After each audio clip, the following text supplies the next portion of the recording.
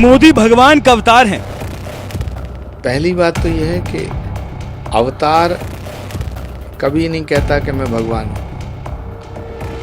उनके द्वारा किए गए कार्य, उनके द्वारा की गई लीलाओं से पता चलता। राहुल के खास रहे नेता ने खुद कबूल ली बात। तो वो डीएमके का साथ कैसे देगा जो कहता है कि सनातन को मिटा देंगे, सनातन डेंगू है, मलेरिया है। अब की बार 400 पार, कांग्रेस से चुनाव लड़ चुके बड़े संत ने कर दी बड़ी भविष्यवाणी। 2024 में 4 जून के बाद फिर एक बार एक आवाज गूंजेगी कि मैं नरेंद्र दामोदर दास मोदी तीसरी बार भारत के प्रधानमंत्री की शपथ लेता हूं। राहुल हिंदू नहीं है, कैमरे पर पहली बार दिखा दिया सबूत। जो व्यक्ति धर्म को मानेगा वो ये कैसे कहेगा हिंदू धर्म एक शक्ति है, इस शक्ति को मिटाना है। जो व्यक्ति धर्म को मानेगा तो वो डीएमके का साथ कैसे देगा जो कहता है कि सनातन को मिटा देंगे, सनातन डेंगू है, मलेरिया है।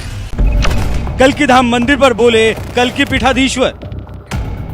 तो जब मेरे मन में ये विषय उठा कि श्री कल्कि धाम का शिलान्यास होना है, किससे कराएं, तो पूरी दुनिया में मुझे एक ही व्यक्ति नजर आया कि भाई नरेंद्र मोदी जी से बात करनी चाहिए। धर्म ज्ञान के सवालों पर पूर्व कांग्रेस संत ने दी बहुत बड़ी भविष्यवाणी।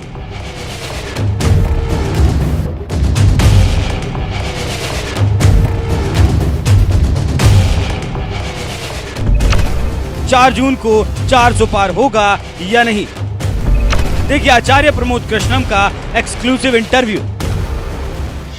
नमस्कार, धर्म ज्ञान के इस पॉडकास्ट में आप सभी का स्वागत है। मैं हूं आपके साथ कविता राणा। मेरे साथ आज मौजूद हैं कल्कि धाम के सर्वा आचार्य प्रमोद कृष्णम जी। जी हाँ, जिनका आध्यात्मिक और सियासी सफ़र किसी परिचय का मोहताज नहीं है। ठेठ हिंदू संतों से हटकर इन्होंने अपनी एक अलग पहचान बनाई है। जब तक कांग्रेस में रहे तो सही को सही और गलत को गलत बोलने से कभी कतराए नहीं। सर, सबसे पहले तो आपका धर्म ज्ञान में स्वागत है। थैंक यू कविता, आभार आपका। जी, आप कल्कि पीठाधीश्वर हैं। धर्म से जुड़ा मेरा पहला आपसे सवाल है, दुनिया भी जानना चाहती है। हाल ही में 14 फरवरी को जब कल्कि धाम मंदिर का शिलान्यास आप ही के उसमें हुआ, नेतृत्व में हुआ और पीएम मोदी के द्वारा हुआ, तो ये दुनिया का एक अनोखा ऐसा मंदिर है जहां भगवान कल्कि के अवतरित होने से पहले ही उनका इतना बड़ा भव्य मंदिर बन रहा है। धर्म ज्ञान के दर्शक आपसे जानना चाहते हैं इस मंदिर के बारे में, कितनी भव्यता से इस मंदिर को अब बनाया जा रहा है और क्या कुछ इसमें खास होगा? देखिए कविता, हमारे पुराणों में ये बात स्पष्ट रूप से लिखी हुई है जी। और एक पुराण में नहीं, कई पुराणों में लिखी हुई है। स्कंद पुराण में, भविष्य पुराण में, श्री कल्कि पुराण में और श्रीमद् भागवत में भी इसका उल्लेख है कि भगवान का 10वां अवतार, भगवान विष्णु का 10वां अवतार, जिसे हमारे धर्मशास्त्रों में अंतिम अवतार भी कहा गया है, श्री कल्कि नारायण का अवतार जी। भगवान एक बार पुनः धरती पे आएंगे, कल्कि के रूप में अवतार लेंगे। श्री कल्कि नारायण का अवतार कहाँ होगा इसका भी उल्लेख है। श्री कल्कि भगवान का अवतार संभल नामक धरा पे होगा और श्वेत अश्व उनकी सवारी होगी। इस तरह का जिक्र, इस तरह का पूरा वर्णन पुराणों में है। तो जिस संभल में भगवान कल्कि का अवतार होगा, इसका मतलब है कि भगवान विष्णु ही परशुराम के रूप में आए, भगवान विष्णु का 7वां अवतार अयोध्या में हुआ भगवान राम के रूप में, फिर वो कृष्ण के रूप में आए। तो भगवान विष्णु का अंतिम अवतार कल्कि के रूप में आएगा। इसका मतलब राम जी एक बार पुनः धरती पे आएंगे, कल्कि के रूप में आएंगे। तो जहाँ वो आएंगे उसी धरा पर उनके आने से पहले श्री कल्कि धाम की स्थापना हो, ये 18 वर्ष पूर्व मैंने संकल्प लिया था। और भारत के प्रमुख संतों से जब मैंने इस पर चर्चा की तो उन्होंने मेरे इस विचार का समर्थन किया और सहमति व्यक्त की। और कहा कि जहाँ भगवान आएगा उस स्थान पर उनके आने से पहले श्री कल्की धाम की स्थापना होनी चाहिए। तो ये विचार 18 साल से था। इस बीच में बहुत संघर्ष आए। श्री कल्की धाम के निर्माण में बड़े रोड़े अटकाए लोगों ने, जी तरह तरह की बातें आईं, लेकिन अंततोगत्वा भगवान की कृपा से मेरे संकल्प की विजय हुई और भारत के यशस्वी प्रधानमंत्री श्री नरेंद्र मोदी जी ने 19 फरवरी 2024 को जी सुबह श्री कल्की धाम के भव्य मंदिर की आधारशिला अपने हाथों से रखी। आपने कहा कई लोगों ने रोड़े अटकाए और भाजपा की सरकार में आप कल्की धाम मंदिर के आधारशिला रखवाने में सफल भी हो पाए। आपका संपूर्ण जीवन हमेशा से भगवान कल्की की भक्ति से रमा हुआ है और आप ही पहले ऐसे संत हैं जिन्होंने सबसे पहले ये दुनिया को बताया कि पीएम मोदी में मुझे एक दैवी शक्ति की अनुभूति होती है। तो कोई उन्हें कल्की का अवतार मानने लग गया है, कोई उन्हें प्रभु राम का अवतार बताता है। देखिए, पहली बात तो यह है कि अवतार कभी नहीं कहता कि मैं भगवान हूँ। उनके द्वारा किए गए कार्य, उनके द्वारा की गई लीलाओं से पता चलता है। जी मैं ये मानता हूँ कि प्रत्येक व्यक्ति में परमात्मा का अंश है। जी तो नरेंद्र मोदी जी एक विलक्षण प्रतिभा के स्वामी हैं और निश्चित ही उन पर कोई दैवीय कृपा है, किसी दैवीय कृपा की शक्ति उन पर है, जिसकी वजह से वो बहुत बड़े बड़े फैसले बड़े सामान्य तरीके से कर देते हैं। इतने बड़े बड़े फैसले लेना किसी आम नेता के बस की बात नहीं है। जी इसलिए मैंने ये बात कही कि नरेंद्र मोदी जी के ऊपर भगवान की विशेष कृपा है। कल्कि भगवान का अवतार होगा ऐसा पुराणों में लिखा है। अब भगवान कल्कि जहाँ अवतार लेंगे उनसे पहले, आने से पहले उनके धाम की स्थापना हुई है। जी हमारे यहाँ तो संकीर्तन होता है, जय कल्कि जय जगतपते, जी पद्मापत जय रमापते। जी हमारे यहाँ ये मानता है कि भगवान कल्कि का अवतार जब होगा तो अधर्म का नाश हो जाएगा और अधर्म का नाश करने के लिए, धर्म की पुनर्स्थापना करने के लिए भगवान अवतार लेते हैं। ये गीता में भी है, परित्राणाय साधूनाम विनाशाय च दुष्कृताम धर्म संस्थापनार्थाय संभवामि युगे युगे, ये गीता कहती है। और श्रीमद् भागवत के बारे में स्कंद में स्पष्ट लिखा है कि जब अधर्म बहुत बढ़ जाएगा, असत्य बढ़ जाएगा, अहंकार बढ़ जाएगा, उल्टे सीधे काम होंगे, बहुत से लक्षण बताए गए हैं, तब चंद्रमा, सूर्य, बृहस्पति एक राशि में आएंगे, तब भगवान विष्णु का पूर्ण अवतार कल्कि के रूप में संभल नामक स्थान पर विष्णु यश नाम के ब्राह्मण के यहाँ होगा। जी ये मैं नहीं बोल रहा हूँ, ये श्रीमद् भागवत में लिखा है। जी श्रीमद् भागवत का श्लोक है, यदा चंद्रस्य सूर्यस्य तथा तिस्य बृहस्पति समेशन्ति एक राशो तदा भवति तत्कृतम संभल ग्राम मुखस्य ब्राह्मणस्य महात्मना भवने विष्णु यशस्य कल्कि प्रादुर्भविष्यति। तो इस बात को आधार मान करके हमने श्री कल्कि धाम बनाने का संकल्प लिया और वो नरेंद्र मोदी जी ने उस भाव को स्वीकार किया। श्री कल्कि धाम का निर्माण शुरू हो रहा है। जी लगभग 4 से 5 साल लगेंगे। श्री कल्कि धाम राजस्थान के बंसी पहाड़पुर के पत्थर, जो पिंक पत्थर है गुलाबी, उससे बन रहा है। उसमें किसी सरिये का, किसी कंक्रीट का, स्टील का प्रयोग नहीं हो रहा है। जिस पत्थर से भगवान श्री राम का मंदिर अयोध्या में बना है, उसी पत्थर से वो पूर्ण होगा, बनेगा। और आप सबकी प्रार्थनाओं से, आप सबके सहयोग से, भगवान की कृपा से 4.5 साल में श्री कल्कि धाम बन करके तैयार होगा। जैसा भगवान राम की जन्मभूमि का मंदिर का दर्शन आप करते हैं, वैसे ही आप उस भूमि को भी नमन करने आइए जहाँ भगवान कल्कि का अवतार होगा। तो ये बड़े सौभाग्य का विषय है और मुझे बड़ी खुशी है, मैं बहुत ही अभिभूत हूँ कि प्रधानमंत्री जी ने मेरे अनुरोध को स्वीकार किया और क्योंकि भगवान कल्कि का अवतार अंतिम अवतार है, जी इसके बाद कोई अवतार धरती पे नहीं आएगा, तो नरेंद्र मोदी सतयुग और कलयुग के बीच के सेतु बन गए, सनातन के सेतु बने। जहाँ भगवान राम के रूप में आए, जी वहाँ उनकी जन्मभूमि पे मंदिर बनकर तैयार हो गया, उसका उद्घाटन किया मोदी जी ने, और जहाँ भगवान आएगा उसका शिलान्यास किया। जी तो इस पूरे सनातन के इस काल चक्र के मध्य में कौन है? नरेंद्र मोदी। इसलिए मैं ऐसा मानता हूँ कि भगवान की इच्छा के बिना कोई ऐसा विलक्षण कार्य नहीं हो सकता है। तो मुझे लगता है कि नरेंद्र मोदी जी को परमात्मा ने धरती पे इसी कार्य के लिए भेजा है। बिल्कुल। और जब आप पीएम मोदी जी को इस कार्य के लिए न्योता देने गए तो लोगों ने पूछा कि आपको किसने गाइड किया, और आपने बताया भी तमाम चैनलों में कि मुझे मेरे ईश्वर ने मुझे ये कहा और ये अपने आप चीज़ें हो गई। नहीं, ऐसा है कि प्रत्येक व्यक्ति की अंतरात्मा की आवाज़ होती है। जी कुछ लोग उसे सुन लेते हैं, कुछ लोग नहीं सुन पाते हैं, आवाज़ होती है। तो जब मेरे मन में ये विषय उठा कि श्री कल्कि धाम का शिलान्यास होना है, किससे कराएं, तो पूरी दुनिया में मुझे एक ही व्यक्ति नज़र आया कि भाई नरेंद्र मोदी जी से बात करनी चाहिए। और मैंने मोदी जी से मिलने का समय मांगा, उन्होंने मुझे समय दे दिया।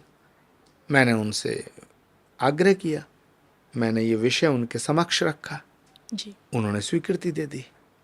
सारी दुनिया ने देखा, नरेंद्र मोदी आए, अपने हाथ से आधारशिला रखी। तो ये सब ऐसा है जैसे पूर्व नियोजित होता है, परमात्मा ने जो होई है वही जो राम रचि राखा।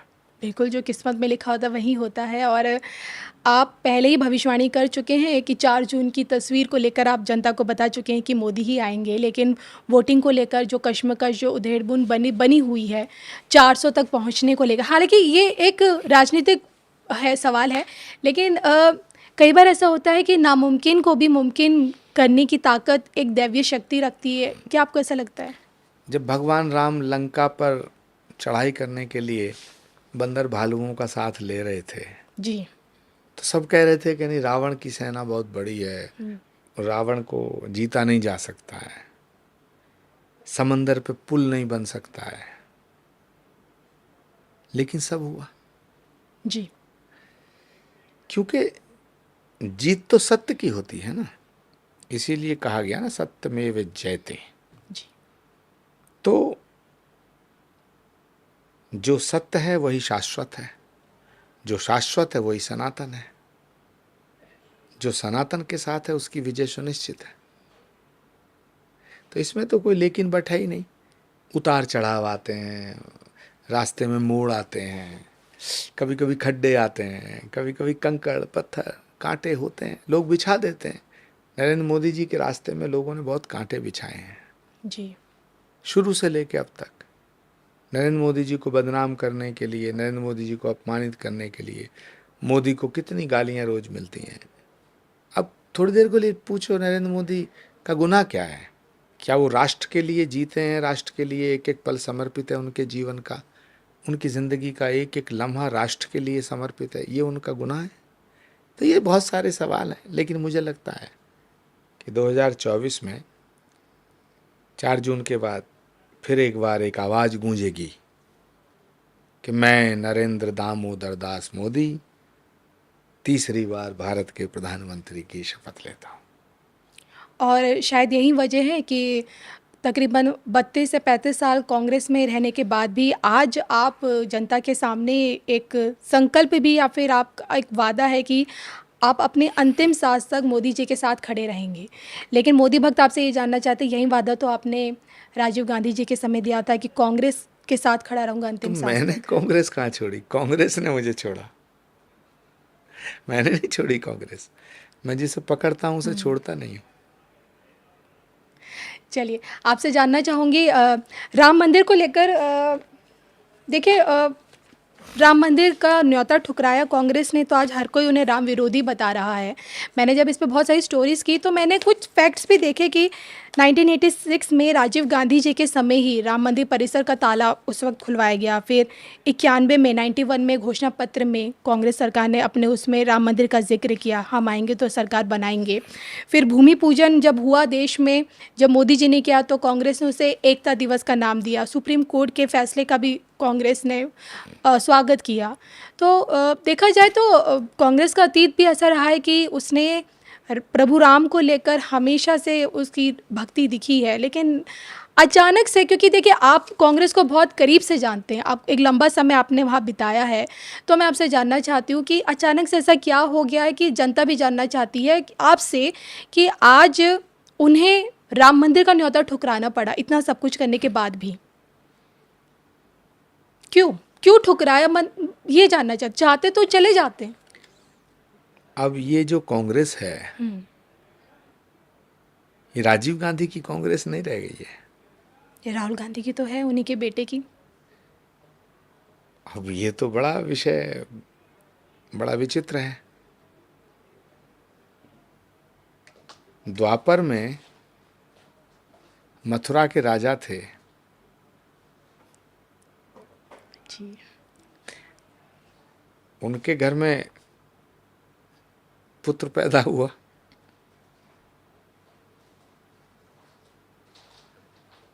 तो प्रत्येक व्यक्ति का प्रारब्ध और नक्षत्र अलग अलग है। हिरण्यकश्यप के घर प्रहलाद पैदा हुआ। तो सवाल ये है कि राजीव गांधी जी की जो कांग्रेस थी वो अब नहीं रह गई है। अब तो नास्तिकों की कांग्रेस है, वामपंथियों की कांग्रेस है, केसी वेणुगोपाल की कांग्रेस है, जयराम रमेश की कांग्रेस है।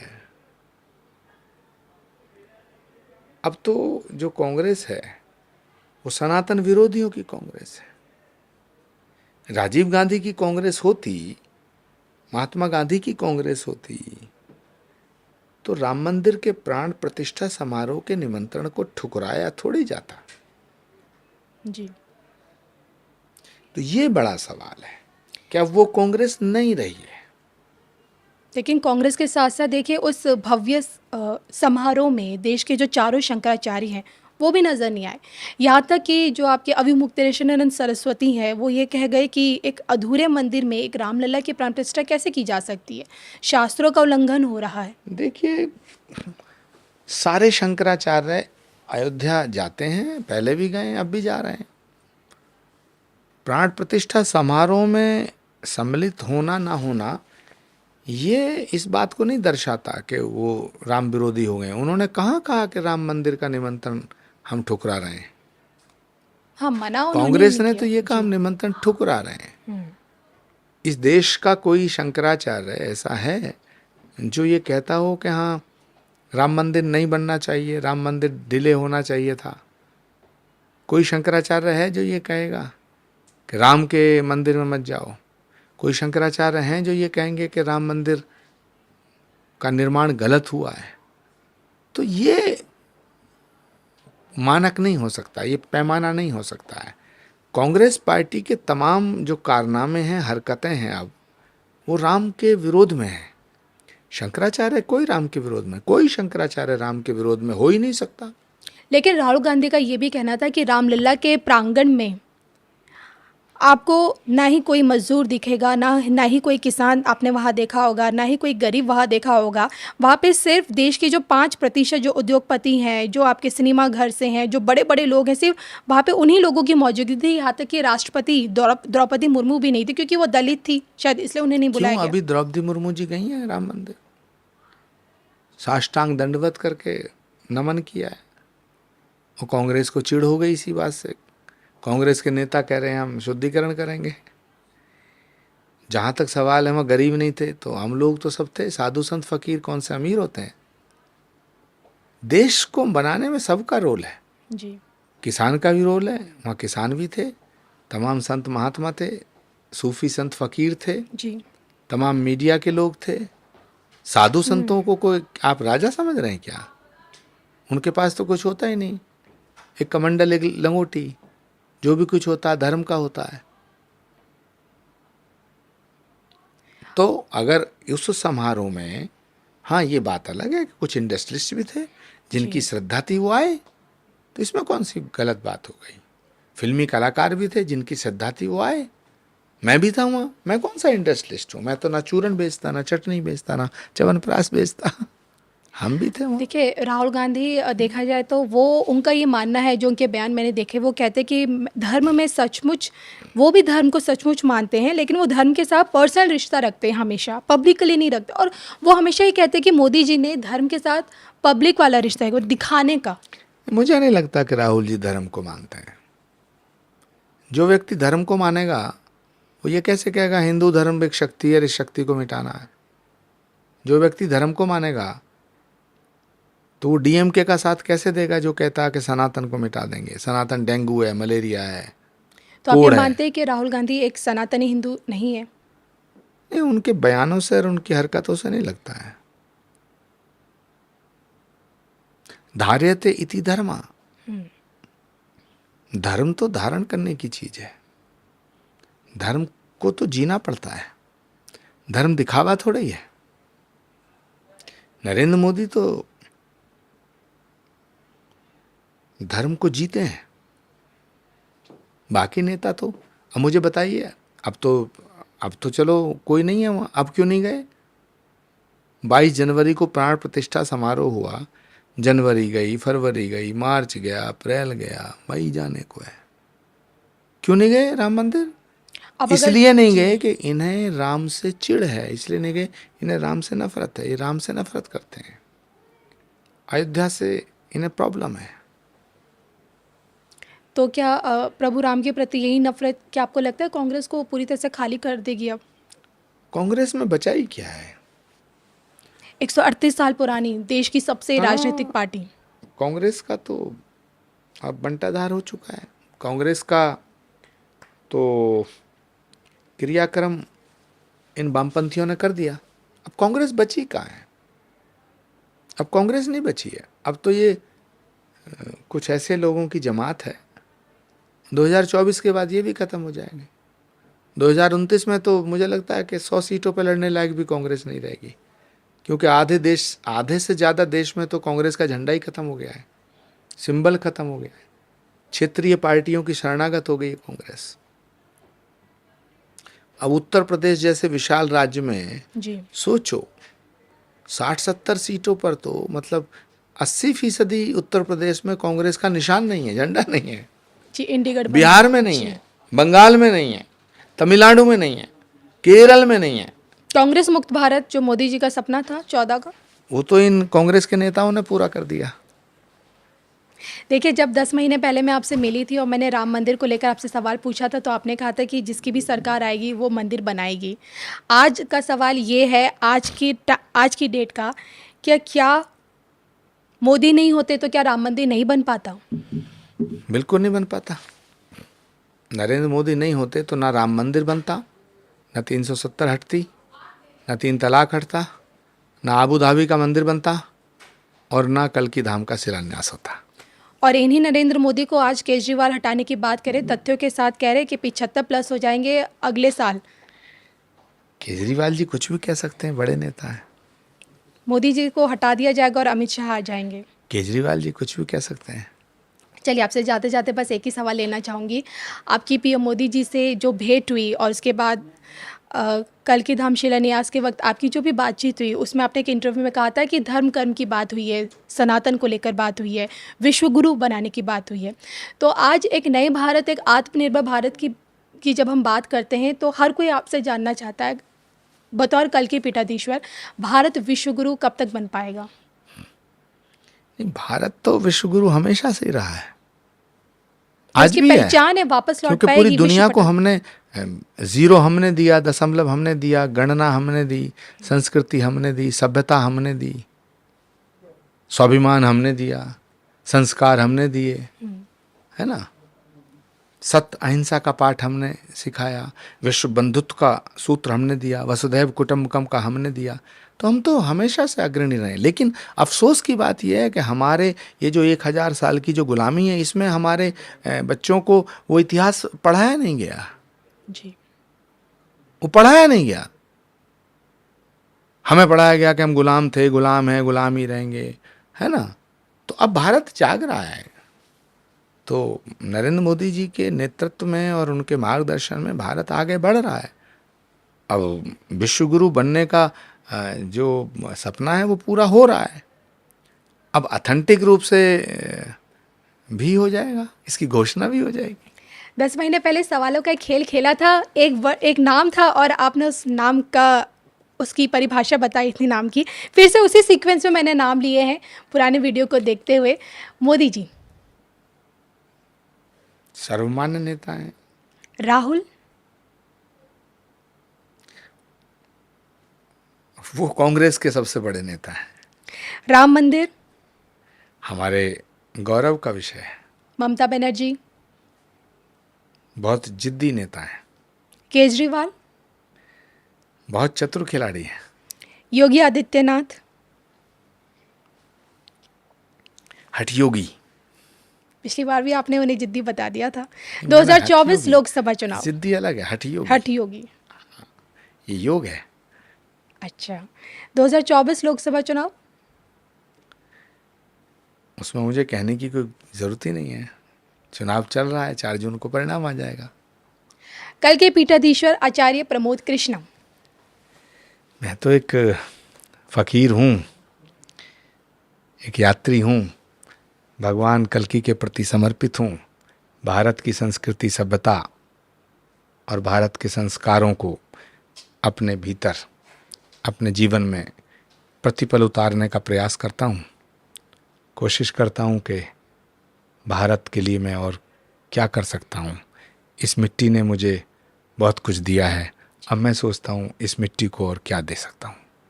बहुत बहुत शुक्रिया सर हमसे जुड़ने के लिए और धर्म ज्ञान के thank you, Darshan thank you, धन्यवाद। धन्यवाद।